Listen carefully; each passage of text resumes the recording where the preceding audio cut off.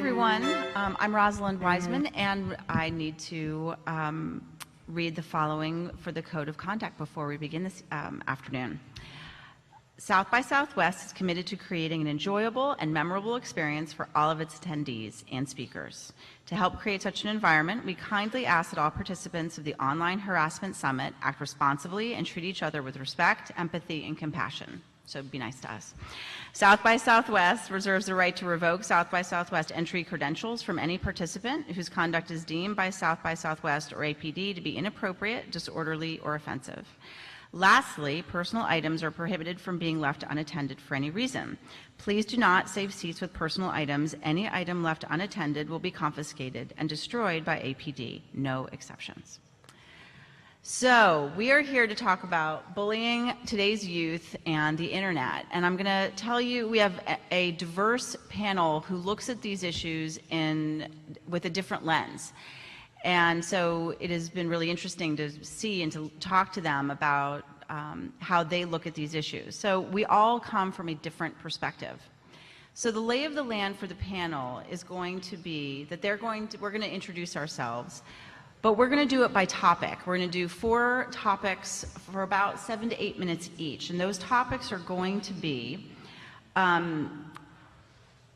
youth and how they're looking at these issues and their experiences online, adults and how adults are contributing to the problem for the issue for both better and for worse, how do adults educate themselves about how to keep up with Gen Z, maybe some of the limitations, and the solutions to work with Gen Z to work with them to be responsible online.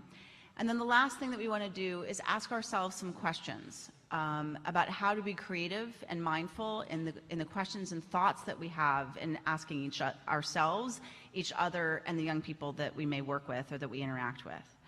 So with that, what I'm going to do is I'm going to ask Cynthia to begin to introduce ourselves, and we're all going to take just a few minutes to do so, and we're going to go from Cynthia to me.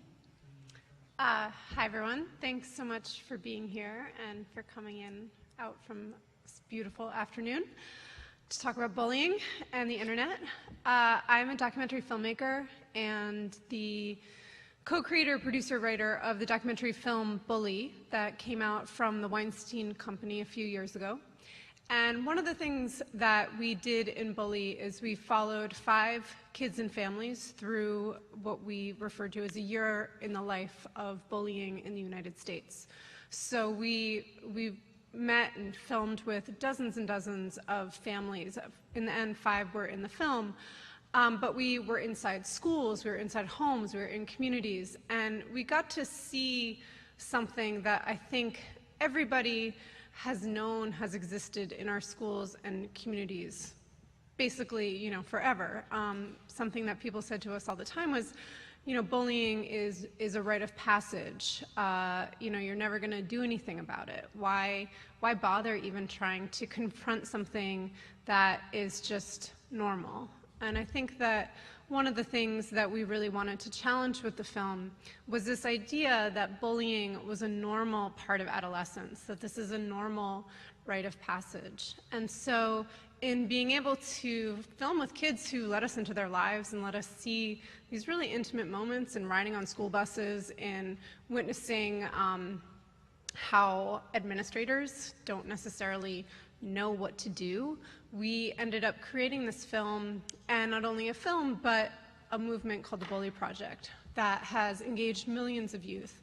And as a result of this, the film and the project, something that we were able to see over the past few years is a shift in what young people consider to be normal, in the expectations of what they're going to find when they get to middle school, when they get to high school. So through the process of making the film, I think I've come to have maybe an unusual amount of optimism in our abilities to change what we accept as normal and our expectations in how we treat each other. And I think that that can be communicated and translated to what happens online. So I'm excited for this conversation. My name is Nika Nour. Excuse my voice. I went out late last night and crushed it. So go South by. I currently work for the Entertainment Software Association. I'm only 2 months into the job. I run their government affairs efforts, and we produce E3, the largest video game trade show in the United States. Before then, I was at the Internet Association, where I was a big proponent and the communications focus for net neutrality and advocating for the tubes. Before that, I was over on Capitol Hill trying to get those fun old white guys to understand why internet and game culture was important and why they should incorporate internet in their advocacy efforts to constituency and public policy. So I come in this with a big background because I spent my entire childhood playing games. My parents are fun Persian Iranian immigrants that didn't believe in a television. So as soon as we got the internet, I played lots and lots of multiplayer platforms and ran a lot of forums. They thought I was doing homework, so that's pretty much it. And I'll be looking at this effort with a public policy focus. Hi, my name is Emma Llanso. I'm the director of the Free Expression Project at the Center for Democracy and Technology, which is a nonprofit public interest organization based in Washington, D.C. that deals with internet policy and digital rights. And I'm coming at this topic from a perspective of looking at how internet policy, particularly around how kids and minors use the internet, for over the past 20 years, questions around how kids use the internet have really driven a lot of different kind of waves of internet policy efforts. When the commercial web first started in the mid-90s, we saw a lot of federal laws proposed and passed and then struck down by the Supreme Court around trying to restrict minors' access to pornography or indecent content online. There was a big concern about the fact that pornography was online, kids were also online, and those two might meet. There were laws like the Communications Decency Act, the majority of which was struck down by the Supreme Court in 1997. That was followed by the Child Online Protection Act, which eventually got struck down by the Supreme Court after 10 years of litigation. There's the Children's Internet Protection Act, which requires libraries and schools to install filters to keep kids away from indecent material. So that was a big wave of kind of focus on sort of a panic around how do children and minors use the internet. We've also seen concerns around children's privacy. We have the federal law, the Children's Online Privacy Protection Act, which is the reason, if you ever look at terms of service, that basically every major website says that kids under 13 aren't allowed on that site. It's because they don't want to have to comply with the requirements of COPPA for dealing with young kids' data. And so as we've sort of seen these various federal efforts around kind of treating minors differently, treating the way that they use the internet differently, we've learned some key lessons, that it's really, really difficult to come up with a federal law that's basically framed around restricting access to information or keeping minors and the kind of speech that they can make online and the information they can receive. It's hard to write one of those that complies with the First Amendment. And that really the strategies that are most successful involve ensuring that parents and children themselves are more empowered, that they have information about the tools and the technologies that are available to them, that different parents, different kinds of families can set content filters the way that's right for their family based on what they think is appropriate and inappropriate for kids. And a huge component of media literacy, of really just making sure that having young people understand kind of the whole sphere of everything from critical thinking and being skeptical of the sources of information that you're seeing online, to thinking about responsibility and kind of the consequences of their own actions online, really ends up in a much more effective place than kind of top-down federal law and regulation. I'm Rosalind, and I have the incredible privilege of getting to argue with teenagers pretty much all day long. Every day they come to my work if I'm not speaking or teaching somewhere, and they tell me why I'm wrong, what I'm not getting, or maybe a little bit of what I'm getting right. And so I write books and I write curricula and I teach young people, but it is always informed by young people telling me what their lives are like, because I believe that we have a crisis of credibility that we traditionally have with adults, that young people think that adults don't have any credibility, but I think that this issue in particular really highlights that young people are right to not take adults seriously. And one of the reasons why is because adults are highly anxious about technology and about young people and their privacy and giving control to young people, and in particular about how young people express their sexuality, which is often online.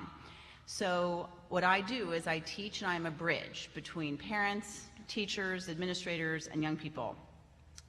For better and for worse, I'm known as the Mean Girls woman because my book, Queen Bees and Wannabes, was based, I'm the Mean Girls person. But I think that that's really, and that the way in which that got commodified and the way in which that continues online to be used is, in youth culture and overall, is interesting. So what I bring today is a thought about how we can continue and have conversations with young people where they want to engage with us in meaningful ways about a conversation that they usually think when adults talk to them about bullying and social aggression and their social lives, that we are lecturing to them, that we do not listen to them, that we want to control everything that they are doing, and yet we do not take the time to actually learn about their lives so that we can talk to them in any way that makes any kind of sense. So that's the lens with which I bring to these issues today. So what we'd like to do is, I said we were going to do this by topic, and I actually thought maybe, Nika, when you were talking, can we start with you about youth? Because I certainly, I mean, I've been teaching for 20 years, and her comment about her online life as a young person gave her entree. It was an incredibly important part of your connection to people. I think that might be a really good way to begin. Yeah, I've got a deeply personal story that South by caught wind of, and I'm willing to share. It's just that, I grew up in a community that didn't have a lot of ethnic culture, and people didn't really understand what it meant to be Persian or what it meant to be Muslim. And I'm a Persian Muslim, and there was this scenario that happened called 9/11, and where my peers and my colleagues, and my peers and my colleagues are like 12, they didn't understand how to kind of take that. And so when they were learning about the religion and the culture and the context, their parents would use my family as an example. So I would start going to school, and my whole life changed. I went from, having some friends, not that many, to, having a relatively normal life, playing outside, to then going to the Boys and Girls Club and having my peers refer to me as a terrorist. And meanwhile, you're 12, you don't have logic, you can't be like, I'm not a terrorist, I play Pokemon just like you. I'm watching the WB, I collect the cards, and there's no negotiations. It's just, this is who you are, this is what you are.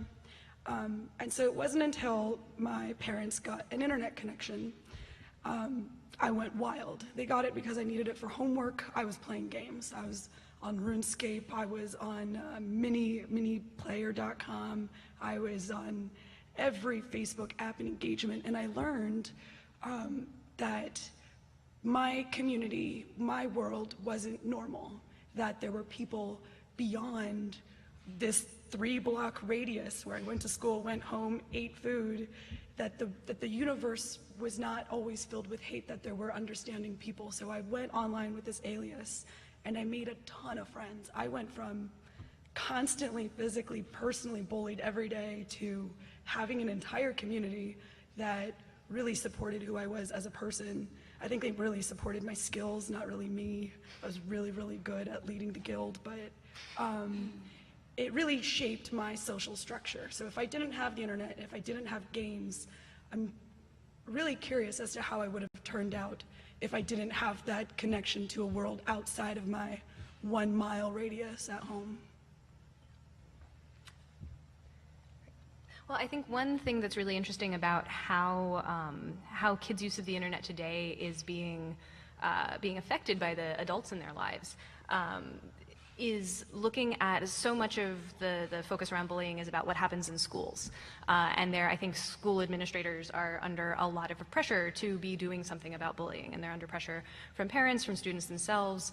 And you see more and more school districts turning toward programs that are aimed at actually kind of tracking and monitoring what the student body is doing online. And how exactly these companies are doing this is still, it's not clear exactly what it is that they're selling, but they claim to be kind of keeping track of all social media engagement and being able to monitor and identify not just instances of bullying, but even truancy. Alerting schools to potential suicide ideation in some of their students. So they're sort of sold as this, we will monitor your student body, what they're saying and doing online for you, so that the school can then intervene. And this is a really challenging question from a policy level on a couple of different rounds. I mean, one, it's just sort of kind of inculcating students in habituating them to being surveilled at all times and having kind of an administrator available to look over all of what they're saying and doing.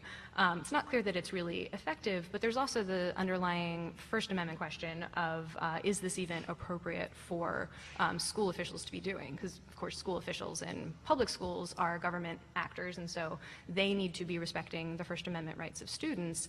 And it's still something of an open question in the law about how students' online behavior that happens off of the school campus can even be regulated. Can school administrators actually punish a student for something that they say online but off campus? Because, it used to be if students were, calling each other names in the Burger King parking lot and not on the school parking lot, the school official didn't really have any say over that unless there was some sort of on-campus effectiveness. So we're starting to see this real kind of bleeding of lines around, where, if anywhere, do students have private spaces or have spaces that aren't kind of under the view of school officials. And I bring this up because I think it really ties into what is so, heartwarming to me about Nika's story, that we need to kind of remember that the whole goal of trying to do something about bullying, trying to keep kids safe online, it's not to keep them in a bubble. It's not to keep them kind of shielded from everything forever. It's to give them the skills and the opportunities to have the kinds of experiences that you did. Because I'm sure not everything that happened to you online was rosy. There probably had some interactions that were maybe, I don't know. Not let every you characterize your own story, but I think most people have realized that as positive as you might have an experience, part of growing up is learning how to deal with adversity and learning how to deal with disagreements with people or anything else, but that the access to that much broader community, that ability to share your ideas and actually see them resonate with other people, that is so important to make sure that kids today, still get that opportunity and don't have that kind of suppressed or just sort of controlled out of them by parents who are very concerned, or school administrators who are just so sensitized and nervous, as Rosalind was saying, about what might be happening. Cynthia? Yeah, I think also speaking to the experiences that you had, Nika, that there are these amazing opportunities to find really great communities online, and that those communities probably in your experience were somewhat sort of determining their own kind of ways that people were interacting with each other and kind of how people were speaking to each other, and it was a place where you found a lot of support and friendship. And on the flip side, when you went into school, you didn't feel safe.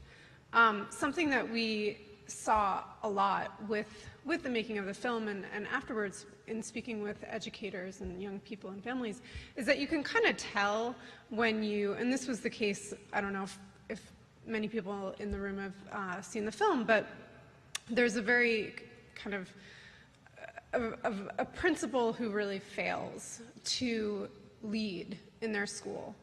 And when you walk into that school, you knew that the people at the top did not prioritize student safety, and bullying was like not something that they wanted to deal with, because the adults in the school were bullying each other. The principal was bullying the teachers, and the school guidance counselor felt totally intimidated, and blah, blah, blah. And the kids in the school, where they had a bad bullying problem in that school, because the kids looked at what was happening among the adults, and they knew, they could feel it. They knew that there were hierarchies among the adults. They knew that the bus drivers were never included in any of the staff meetings. So if something happened on the bus, it was never going to get back to the principal. And so it's no surprise that in places where the adults default to harassment, intimidation, and abusing their power, that young people see that and know this behavior is being condoned in some way in this environment. And I think that there's a similar opportunity online for us as adults. And unfortunately, I think we see a lot of the opposite of this online. But young people are kind of joining us in these spaces where often the discourse is harassing, is intimidating, is shaming, and they see that. And so I think this is something that Rosalind is going to speak to more extensively, but sort of that hypocrisy is not lost. And yet, in the spaces that you found, the young people had taken it upon themselves to be good leaders, good digital citizens, more than not. The way I'd like to, for you all to think about it is as a series of questions. So for me, working in schools day in and day out, it is true that in almost all private schools now, I haven't seen one that hasn't had it, you have a contract that you sign to be a member of the community where you must comport yourself in certain ways, and you may not harass people. There's all different kinds of ways, and that includes online, and it includes when you're outside of the school property, and it includes any time when you're representing the school. So there are important reasons why we need to be able to have social, informal and formal social contracts for young people to learn their rights and responsibilities as a member of a school community. It is also true, as Emma talked about, that I don't know about you all, but I probably get every day almost, I get hit up to know about some kind of tracking device that people want to put on their children. And there's an assumption, because I'm supposed to be a parenting expert, that I will endorse this tool. And a colleague of mine said to me, it's amazing, because if you read anything that you write, you would know that you would not ever endorse that I would never want to endorse any of these tracking devices. Tracking devices are based on anxiety. They're based on not being able, that as a parent you feel that that you need to keep your child safe, that you have to be able to have as much information as possible and as much control over your child as possible. And what we forget, and it's one of the things I really want us to think about in the messiness of this issue, is that what we lose time and time again is the relationship that the child has with the adult. I don't care if it's the authority figure from the school or if it's the parent. It's that if we are coming across trying to constantly control them, first of all, really got to figure out who is more incentivized to figure out the system, right, to their benefit. A child who feels that they are being controlled, or an adult who sort of understands the technology enough to buy a program from somebody and then sort of maybe install it, probably not correctly, and then forget about it. And then you've got a 13-year-old who is highly incentivized, like driven incentivized to figure out a way to totally game that system and break the system. So it is on steroids the issue of the 7th grader who, anybody who goes into schools knows this, that when you go into a school, a 7th grader who knows how to get around the firewalls a couple of years ago, because a lot of schools have now just given up, that person loved to tell you how to get around the firewalls. Right? I walk into the school and they'd be like, you can get around. I was like, can I use YouTube? No. Can I use Facebook? No. Don't worry about it. I'll show you how to do it. Right? And that person was 12. So we have to, and this is the question I want us to think about, is that at base, this is about adults and their relationships with young people. And if we come across as being filled with anxiety and filled with reactivity, then the relationship is going to sever. And then when they have problems bullying, being in a conflict, or having an abuse of power online or in their real life, or the interaction of the two, which of course is usually what's happening, they will not come talk to us. If we are constantly trying to control them and we are constantly trying to track them, and we don't take the time and effort to build a relationship of mutual respect and trust, they will not come to us for help when it is necessary. So what you have, I think, is either kids who are so anxious that they come and talk to you about every single thing, and every single thing becomes bullying, like not being involved, not being included in an Instagram post has become like a bullying problem. That is not a bullying problem. That's a hurtful problem, right? It's a problem, it hurts your feelings, but it is not necessarily a bullying issue. And one of the reasons why we have teachers and principals who are throwing up their hands is because we've got parents who are going to them every time their kid doesn't get into an Instagram post, or enough parents that people just didn't disengage. So we also have to be really clear about what bullying is and what it's not. And so what we've got is kids who either are going all the time saying that they're being bullied, or kids, and this is the vast majority of kids, who say, I'm never talking to an adult, because if I talk to an adult, it's going to make it worse. And they really have some really good reasons for thinking that way. So I want us to think about it as a series of questions of what am I doing and how am I contributing to these issues in a way, with whatever capacity you work with young people or have young people in your life, that contributes to the relationship being built instead of a relationship that gets fractured. So anybody else want to add to this topic before we move on? The only thing I will say in regards to the tracking and trying to control your kid, I will say there is one small positive. I had that experience where my parents they found out what I was doing online, which was not homework.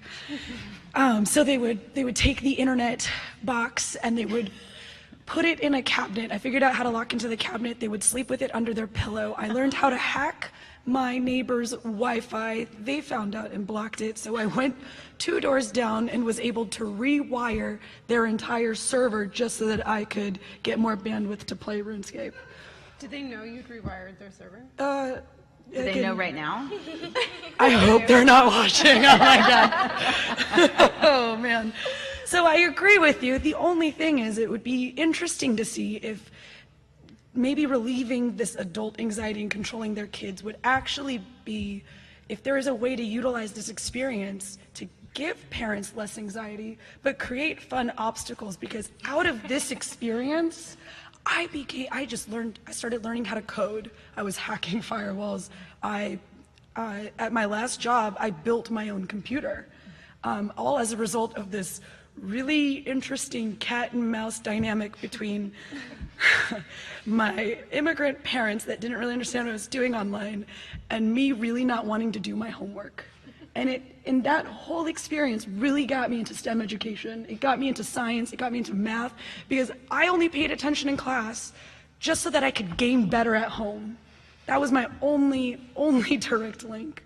So it would be interesting if we can take this culture and actually produce like a really great product out of it. Instead of tracking your kids, fine, put obstacles in their way, but do it so that they're solving a problem. Do it, I mean, if their incentive is to do something fun, then why not make them work for it? I mean, it's just one angle that we can kind of reduce anxiety without controlling the kids, the youths. The youth. Cynthia, do you have something? I can't see your head, so I just want to make sure I'm not. Okay, good. Do you have something you would like to add? We can move on. Okay. So one of the things that I really work on, I don't know about you all, but one of the intersections of these issues is with how do we reach out to them? How do we work with them? And I'm going to give you one of the things that I'm very challenged by, and we'll talk about that sort of subject for a few minutes. And this, to me, is also very much about the intersection of our real relationships, sexuality, technology, and how we express ourselves online for young people. So I work with a lot of high schools, and I never, ever would have thought that I would have had the regular opportunity to be asked by high schools now, because there's a feeling amongst educators that what young people are doing online is incredibly superficial. Now, we don't usually compare, we usually sort of label what young people do online as being very superficial, yet we don't think about what we do online as being particularly superficial, right? So parents posting a picture of like their latest vacation is super meaningful, and what a kid did at a party is not, that's superficial. But in fact, actually, they're sort of the same. Does that make sense? So, but in the work that I do in high schools, I'm now being regularly asked to talk to young people about hooking up culture and about how they are expressing themselves online, because there's a lot of concern and anxiety about the way in which young people, because they don't care anymore, they don't sort of feel a sense of respect for their bodies, that they put themselves out there online and then they get bullied for it. And it's a complicated issue. And the reason I'm raising is because I think that it brings together a lot of the things that we struggle with. Relentless advances in technology, young people's development, physical development, emotional development, their sexual development, and how they express themselves online. And then, with the other part of that is that sometimes that gets exploited, and sometimes that gets really used, and people get really hurt, and people's entertainment becomes somebody else's, is someone's humiliation. And that, for me, is the big issue when I'm working with teenagers, is that we live in a culture that is constantly paralleling someone's entertainment is someone else's embarrassment and humiliation. So when we talk about young people have the right to express themselves, and we don't really, we're thinking about that, and that's a pretty mushy kind of situation, but how they're expressing themselves is important. They're living in a world where some people are going to exploit that, and as young people, I mean, all of us should be able to make mistakes, but young people developmentally need to make mistakes, whatever those mistakes, or just have these growth opportunities that are difficult that Emma was talking about. So within that is really moments of aggression and bullying can really occur. So I see that in terms of schools wanting me to come in and talking to young people about their sexual relationships and about hooking up and however people define that, and then also how that's exploited. So one of that's the way I'm looking at it. And I wanted to ask the rest of you sort of how you're looking at it, or how you've seen it, and how maybe you can, the questions that you're thinking about that can spark questions for the audience as well.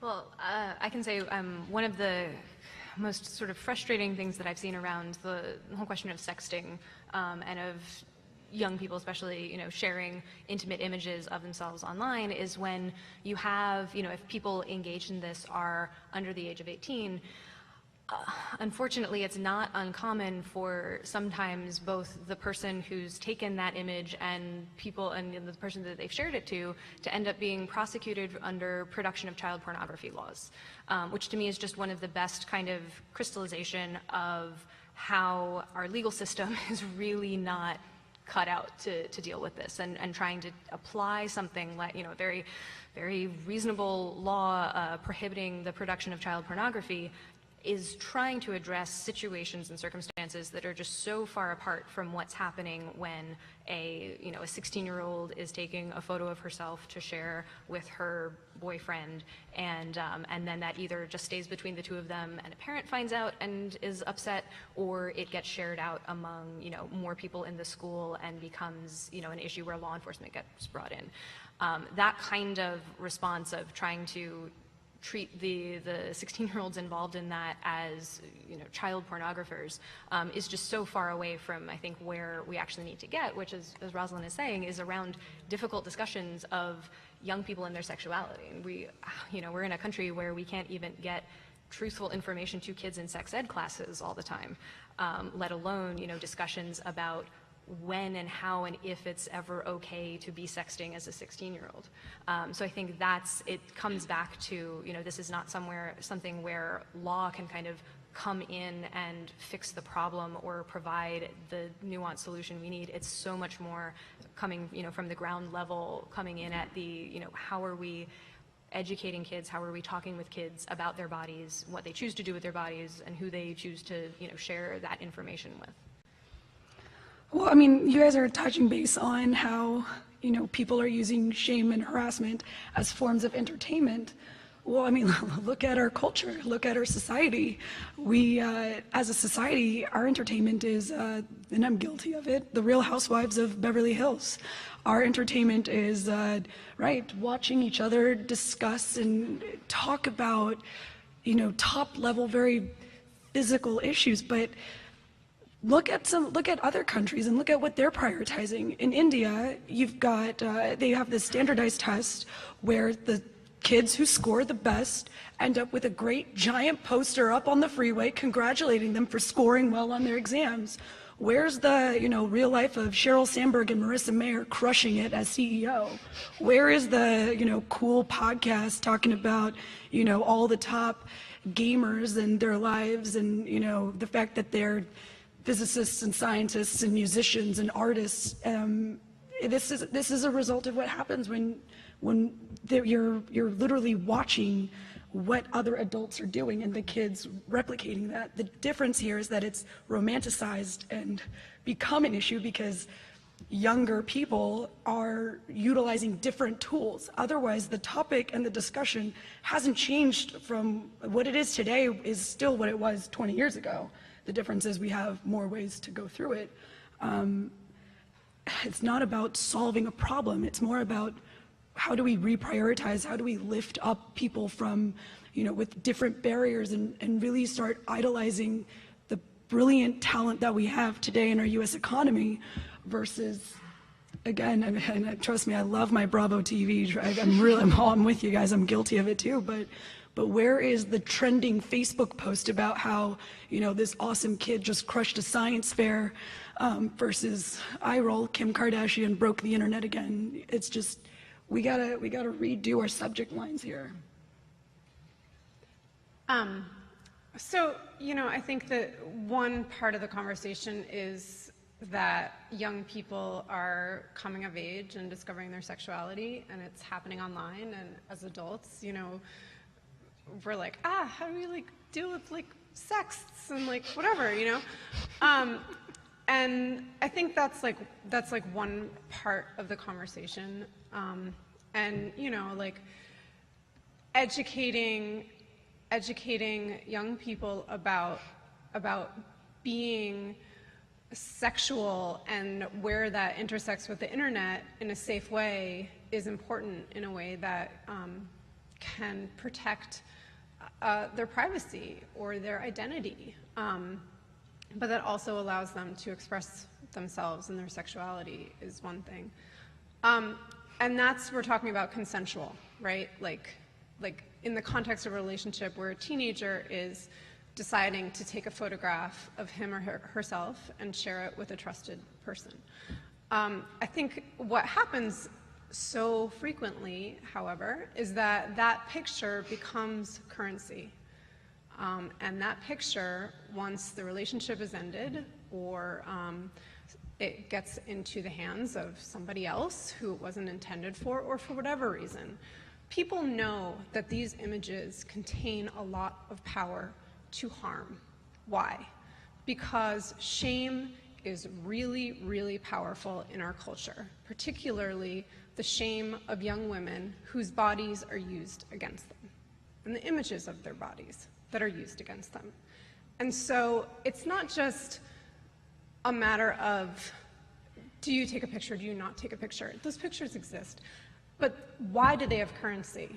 And I think that this is a really deep issue in our culture, that women's bodies, women's privacies can be used as, women's privacy can be violated, and women's own bodies can be used as weapons against them in a way that does not work for generally men or young men. And to shift that, I think, is going to take a lot of work, because it's not just what happens in high schools. This is kind of at the core of our culture. And so there's a lot of work there.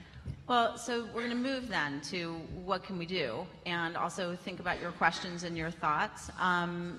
And what when I'm talking to adults, one of the things that we've got to, that as Cynthia is saying, is we have a lot of work to do, but at the same time, I think that in my experience, and you all can speak to it, obviously, to it as well, that when we have very straightforward conversations with young people and we don't make adults feel like they're incompetent, because there's this feeling of like adults don't want to admit how incompetent they feel with all of this.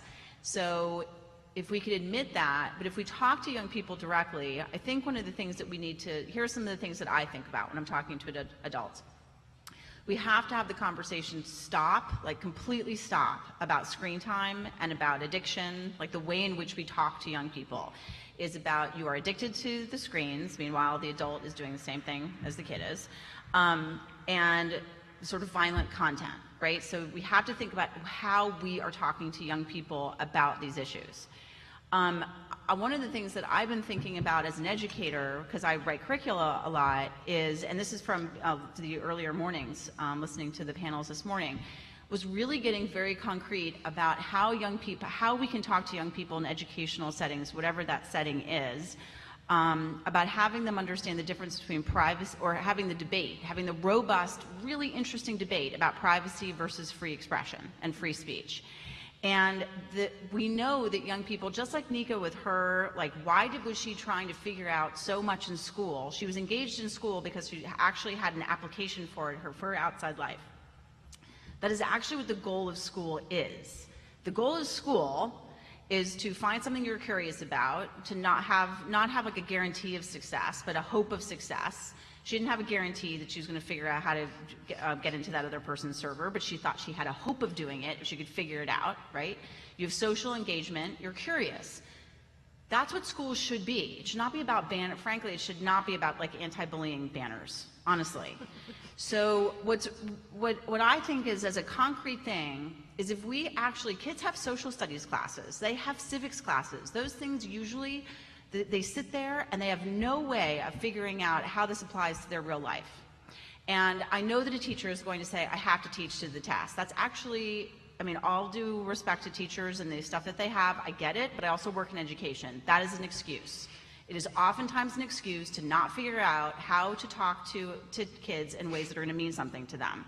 So we've got this incredible opportunity here of an educational experience that young people really care about and they can relate to on a day-to-day basis, which is, let's debate in our civics class or in our social studies class or in our American government classes or American history classes. Let's bring it to what you're dealing with right now, privacy versus free expression. It is, and what do you think about it? Take sides, have a debate, talk about this in school. You know, lots of times as a parent, you have to like come back to PTA meetings and there are like some stuff that you got to listen to, but a lot of stuff is like, are you kidding me, right? Like I'd gotten this in an email. Wouldn't it be really cool if you could go to a debate to listen to young people talk about these issues in ways that would be impressive, like, wow, my kid knows something about this, and we're all learning about it, and everybody's anxiety goes down because we're all being educated about it. So one of the things that I'm thinking about, having been here today, is just about how to take this into more realistic ways into a school setting. But I think we have to be honest about the way in which we talk to young people, and so I want to ask you all about that as well. Well, I think one of the best pieces of advice I've heard about, how adults can talk to kids about technology is kind of goes to Rosalind's point of, parents especially being, anxious about maybe not getting the technology, not understanding it. Be honest about that, right? Don't have it just be kind of a lecture and here's what you should be doing, or avoiding the topic because you're not really sure what Snapchat is. Talk to the expert you have in your house about what Snapchat is, get them, try to engage kids in what they do understand, which is the technology they're using, how they're using it, the cool little workarounds they found to get around this or that filter or setting, and the context that they're in. What is going on in their schools, what's going on in their friend groups, how is that all playing out? Because they will have more knowledge, more background, more expertise in that. But that doesn't mean that adults have nothing to bring to the conversation. They've got many more years of experience. They know about long-term relationship management and how to deal with confrontation, hopefully. And there's a lot that can be brought into that conversation, but having it more as a conversation, not as just somebody handing down wisdom from on high, while also getting the technology behind it completely wrong and just kind of undermining their own contributions. So I think it's really having everybody sort of admit what they do and don't know, and bringing all of that together in a conversation to help give kids, more tools and more ability to navigate technology. I'm so sorry, Emma. I disagree with you on a couple points. Only because, man, so my sisters are Gen Z. My parents had them a lot later, and they are sneaky. When they know what my parents don't know, they weaponize it. It's They like, weaponize it? oh, yeah. Well, mom and dad doesn't know this about Facebook, so I can put it here, and then I can text so-and-so about something, and then I'll sneak out and go to the beach, even though I'm supposed to be at the library. That is their thought process. Again, you do know this is being recorded, right? So you're throwing Yeah, I your hope they're not. Oh, man. Your sister's so busted. I know, my sisters are busted. This will be really interesting next weekend. It's fun, but no, seriously, I mean, I remember I weaponized what my parents didn't know, and I used it to be sneaky. Now, if we're gonna talk about how we get adults to kind of fill that gap with adults and kids and technology, I encourage finding a way to make it a family activity, finding a way to make it a game. When you go on vacation, take pictures of each other. Say you want to put it on Instagram, make it a moment, make it an activity. But if you sit down and if you tell like a Gen Z or any fun little teeny bopper, if you tell them, hey, I don't know how Twitter works, but I want to be honest with you, they'll be like, great. I can have conversations with my friends on Twitter and nobody will know. Like, mom, so you. But is that any different from the situation of the parent not being honest about that and the kid having, conversations on Twitter? I mean, look, that as we talk about the adults and the youths, adults have Google, right? If you don't know something, Google it. I'm just saying, you're right. There should be more resources for parents to learn about technology, but I encourage parents to find a way to make social media, to make technology, to make games, to make e-learning a household activity. Same as you do when you want, if you want, back when my grandma and I were making dinner, she learned that I didn't know how to cook at all because it was a whole thing. It's fine. But so she made cooking an activity. That's how I learned recipes. So just like today, we have to make social media a home activity, taking photos together, tweeting together, watching live streams together. And how you get there, I don't know, but I don't know. I don't really encourage telling teeny boppers what you don't know because I think they'll use it against you. Sorry. Cynthia. I think in sort of looking at solutions, something again, just to kind of keep the running metaphor, in physical bullying, the places where bullying takes place are no surprise to anybody, even though adults in the schools or wherever may be like, oh my goodness, we're shocked, somebody had this horrible thing happen to them on the bus or in the bathroom or, at the playground after school. It's like, well, yeah, of course that happened because there are no adults there and everybody knows it. So I think that will always be the case, that there are always going to be many, many, many places, more than we can be, that adults aren't going to be, and that kids seek those places out because those are places where they can experiment and they can take risks and they can, in some cases, behave in ways that maybe we wish they didn't. Maybe they can assert themselves in ways they may be afraid of. There's a reason why young people kind of are always seeking out places where they can kind of be alone with each other. And yes, those are places where offline we found, bullying often takes place in those places, but also it's a place where if we give young people the opportunity to lead or to know how to respond when things happen in those places, that we're not always going to be able to put out this fire there, be like, oh good, we stopped bullying on that platform, whew, we're good to go now. No, of course not. It's gonna spring up over here and over there, And so I think instead of having that approach of like, how do we get rid of it on this platform, that platform, and that platform, yes, like that is part of it, is addressing how can platforms be safer, is also giving young people the tools to say, I can be a better leader in these areas, or I can ask for help if I don't know what to do. And I can expect that bullying doesn't have to be the norm.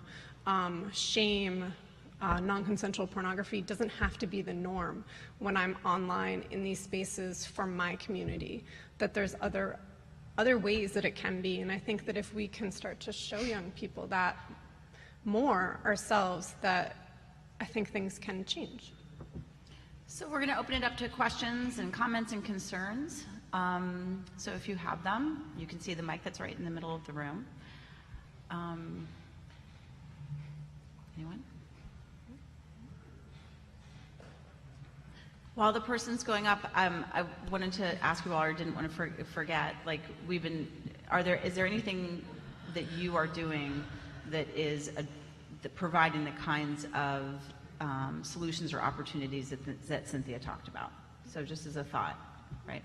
Okay, yes.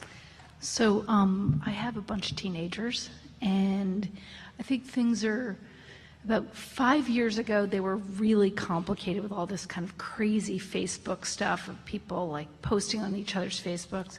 I think almost all that went away with Snapchat.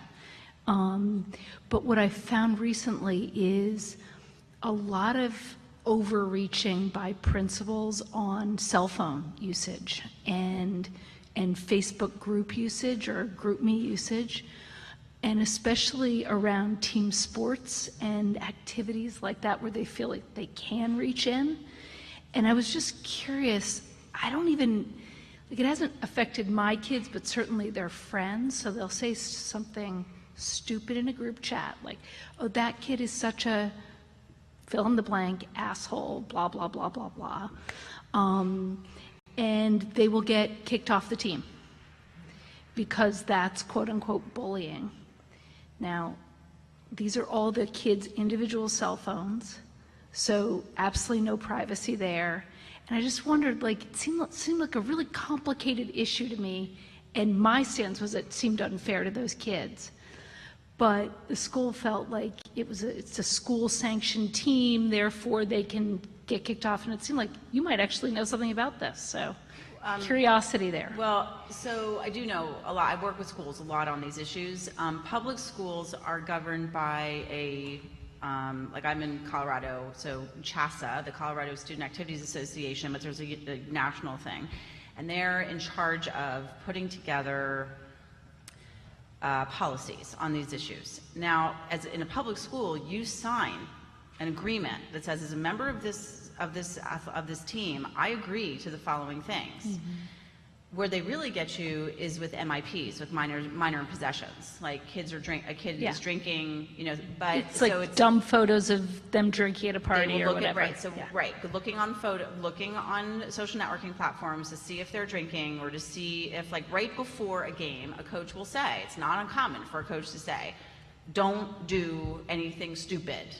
And the kids know exactly what they're talking about. But they have signed, here's the problem for me, they've signed an agreement. I believe strongly, even above sort of the law of, like, the actual law, is that when you sign an agreement and you understand that agreement, if you have taken the time for somebody to explain that agreement to you, and you sign that as being a member of the community, that is what you have agreed to do as a member of that team. So as a parent, and I'm a parent of 2 teenagers, if they break that agreement, they have broken that agreement, and their word is their bond, and they cannot have the privilege of participating if they have gone back on their word. That's, to me, sort of the higher issue here, right? Is your word is your bond, and you may not use the internet to humiliate other people. As a parent, that's what I believe in. And so I'm going to back up the school if it's going to do that. And the private schools have the right to do that as well, if you sign those agreements. So in order to be privileged as a part of the that needs to be. But it's not on the internet. It's on your phone. But the rule of the agreement is we have the right to find out what is going on with you so that to prove that you are comporting yourself. And they're very clear about it. So is there some room to be able to figure this out and do a better job? Absolutely. But it is clear to me. So you think it's just legalistic that way? That what? It's legalistic. Like you signed the agreement, therefore. Well, it's is there also any about- gray area there? Is there? I want to, like, your word, for me as a parent, your word is your bond. You are a part of this group, so you've agreed to do it. They've said that to be a participant in this group, you have to do this. Okay, but I just heard you say the opposite thing before, which is kind of like we should not be out there tracking kids. Isn't that exactly that? And haven't we gone too far in this? So I'll give you an example to expand on this. I do think that my other panelists want to say something, so I just want to make sure. Nika, I feel that you want to say something.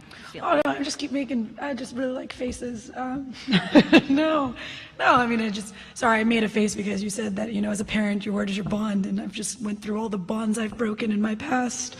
I mean, look, kids are gonna do dumb things, and there's accountability, and I think there's validity in your question, which is where is the line? Where do we draw the line on how to make accountability stick and learn lessons and get values?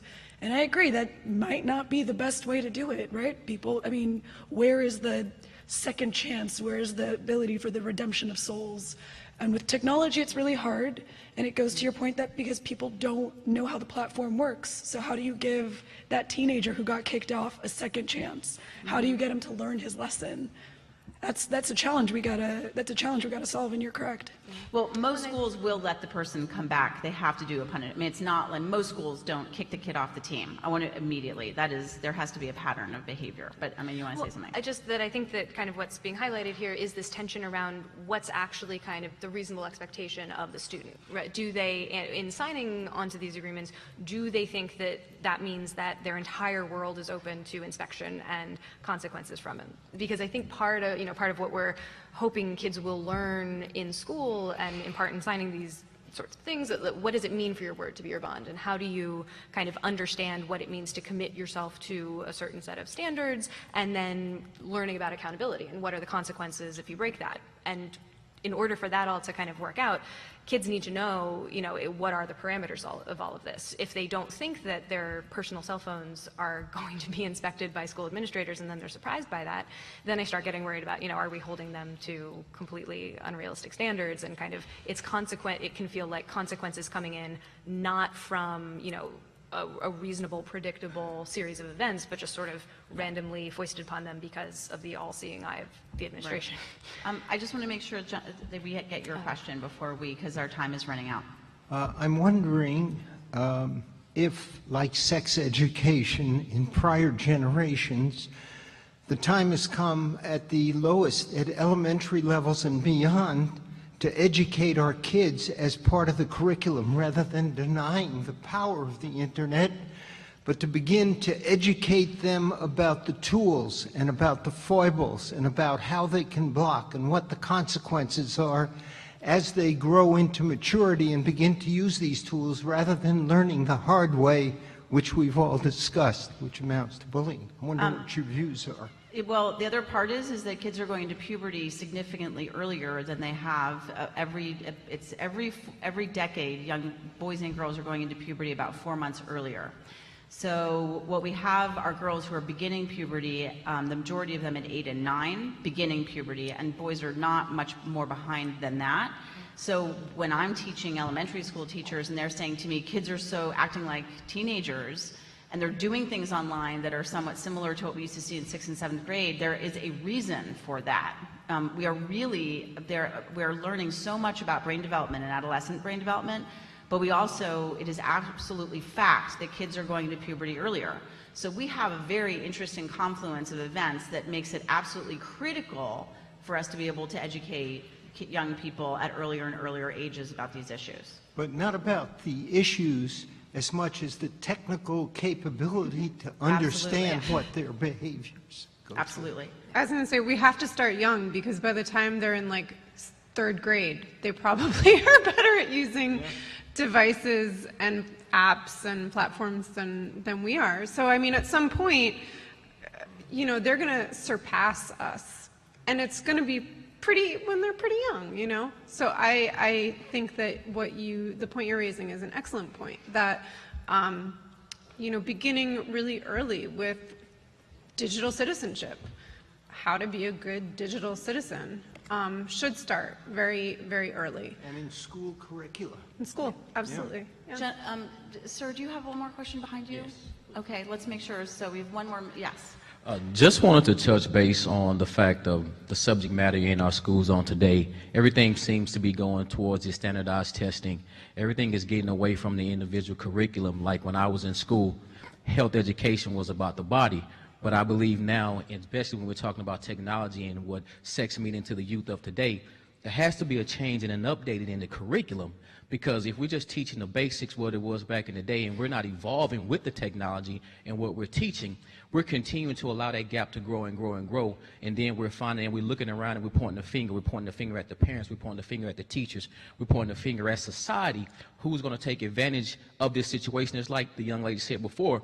When do we give accountability to who plays this part, who has the bigger role, and how can we come together as a unit, not only from the parent perspective, but from the teacher's perspective and the curriculum that we have for these young people, and not just when we see them doing something wrong, we want to send them home for a day or suspend them for 3 days. That's just putting a Band-Aid on the situation. I just want to see and hear what you ladies have to say about how can we come together from all angles, because as Ms. Lowen said, it's a lot of work that's going to be done, but everybody wants to turn a blind eye until it happens to one of their children. Yeah. Well, I'll tell you, right now I'm working with the Association of Middle Level Educators, the people who are the association for middle school teachers. And I'm working with them to do a curricula that will be out in October that my dream is that it addresses many of these issues that you're talking about. And I would love to talk to you if you're interested about getting more information about that. It's with Corwin Press, AMLE, and me. We're doing a curricula to address these issues and to hopefully, so that there's not so much pressure on the high schools also. So that's one of the things that I'm doing. If anybody has any things they'd like to add. Sure, yeah. We haven't actually talked that much about the platforms, the social media sites and the websites where all of this activity is happening, but one thing that we're working on at Center for Democracy and Technology is actually more material explaining even just the basics of, you know, how does content moderation really work on big websites? How do you go from somebody posting a statement that's intending to be harassing or intending to embarrass or humiliate someone to seeing that taken down? What are these processes? How do they really work? Because we find just in so many discussions with whether it's policymakers or the media or parents, there's still just a lot of mystery around some of the very basics of how does putting content online even work. I was just going to add really quickly that I think it comes down sort of very broadly to culture. And nothing sort of makes me sort of as happy as when I'm on the subway or walking down the street. I live in New York City, in Brooklyn, and hearing kids being like, hey, that's bullying, or like, don't say that, like that's so mean, you know, and seeing kids sort of having these conversations with each other and these ways of being with each other that sort of showed this shift, I think, that's happened in our culture around bullying to some degree. There's still so much to be done. It's still happening, you know, but I think that some of these things with what's happening online, we don't like get online and become different people. We don't have this sort of wall between our offline and online lives. They're completely integrated. And so I think the thing that kind of connects both of those is really culture, and how can we be more respectful and use really sort of better ways to talk to each other, engage each other, and come of age online and offline. So I have a direct example on how we can collaborate in schools, and I'm so excited about your question because I actually work with the Higher Education Video Game Alliance, and You know, when I feel like 15 years ago, when people asked in schools, well, what do you want to be when you grow up? You had like, I want to be a sports coach, I want to be an actress, doctor, lawyer. And of course, I was like, I want to be Bill Nye the Science Guy. And, you know, the question is, well, how do you get kids who want to be Bill Nye the Science Guy? How do you, when you ask kids if you want to be a video game design programmer, how do you take that and how do you develop their education so they can become that? And so with the Higher Education Video Game Alliance, we have learned how to deploy video game design and programs in schools all across the country. And here's why it's amazing. You know, when we go to schools, we had those cliques, right? We had jocks, we had artists, we had the mathletes. With video game design, it requires everyone to collaborate. There is no space for bullying because you have to rely on your peers. If you want to build out, you know, the next cool Grand Theft Auto or the Angry Birds, you need an artist, you need a coder, you need a programmer, you need a project manager, you need a writer, you need a script guy, you need a video editor, and it brings on all these skill sets. And so what you're starting to see is cross-pollination of departments, of different mindsets. God, when I went to school, I wasn't cool, but I mean, I would have never hung out with the artists, you know, like they were just so like fabulous. And I never really got to hang out with the writers because they were so thoughtful. And I was the fat, nerdy kid, so there was no ability and there was no traction because these programs didn't exist. But if we're able to build our talent pipeline here by putting out programs so that we can continue to encourage and educate these guys, this is going to result in jobs. This ability of collaboration will somehow, possibly, solve some format of bullying. It'll cause people to work together more in cross departments and formats, and they're going to come out with an extensive amount of skill sets that's going to be really, really employable when they graduate. The problem is, again, the adults, the parents, they don't know how to take that passion, how to encourage.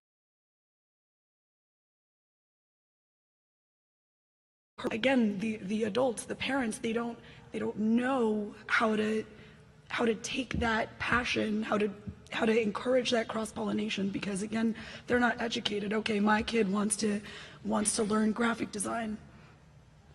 Google how to learn graphic design, right? There's no like actual curriculum. So I agree, we do need a tech upgrade, but there is a marketplace currently building out that upgrade. We just need to rapido that process.